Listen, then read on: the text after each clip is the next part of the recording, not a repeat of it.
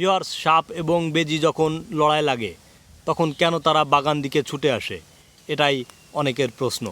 দেখতে পাচ্ছেন একটি গুল্ম লতা। এই লতাটি মূলত কুমরি লতা নামে পরিচিত।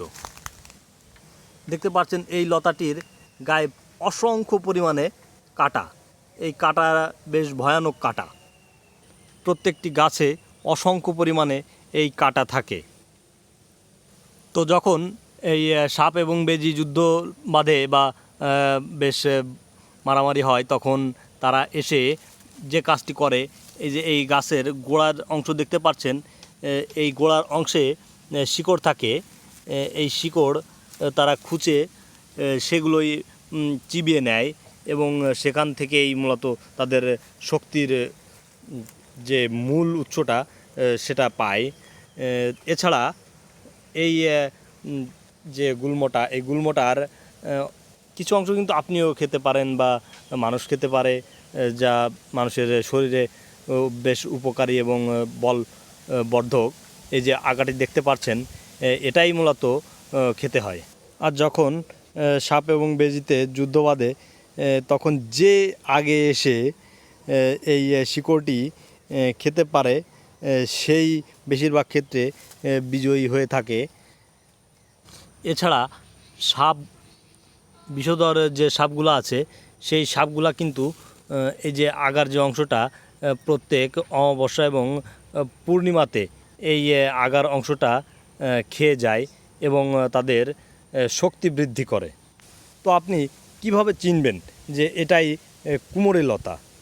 তো এক্ষেত্রে আপনাকে যেটা করতে হবে, এর যে পাতাটা দেখতে পাচ্ছেন, কেউ যদি কখনও দারচিনি গাছ দেখে থাকেন তো বুঝতে পারবেন দারচিনির যে পাতাটা, সে পাতাটাও কিন্তু একই রকম দেখতে, পান পাতার মতোই।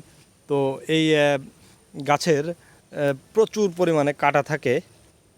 দেখেন একটি প্রাপ্তবয়স্ক গাছে অসংখ্য কাঁটা এবং পাতাটা পুরো পান পাতার মতো দেখতে, অথবা দারচিনির যেটা বলা হয়, দারচিনির পাতাও একই রকম দেখতে হয়।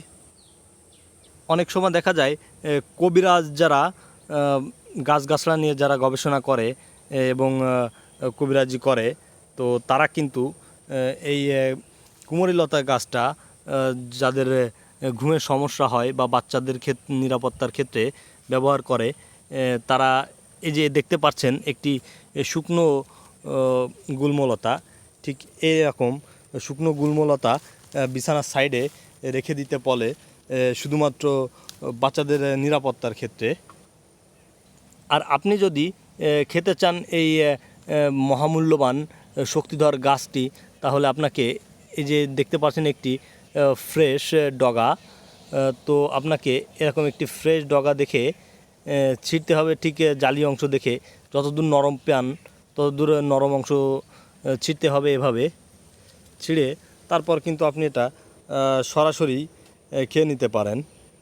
তো ভিউয়ার্স, আশা করি এই গাছটি সম্বন্ধে জানলেন এবং বেজি ও সাপ কোথা থেকে এত শক্তি পায় সে বিষয়ে বিস্তারিত জানতে পারলেন। তো আজকের ভিডিও এ পর্যন্তই শেষ করছি। আল্লাহ হাফেজ।